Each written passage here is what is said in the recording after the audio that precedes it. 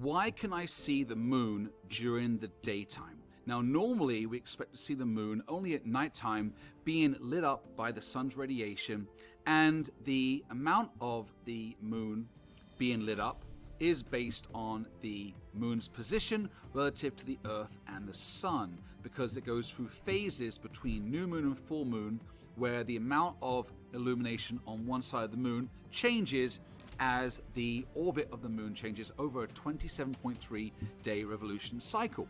Now, the moon is above the horizon for around 12 hours per day, and it has to be in the right position relative to the Earth and also the right weather conditions. As you see, it's a beautiful blue sky morning, crisp, and we see the moon.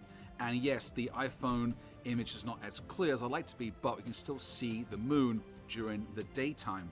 And this is occurring after the full moon, so it's in a waning gibbous phase where the shadows on the right hand side are going to slowly increase the shadow to the point where it covers the entire side of the moon, which is called a new moon.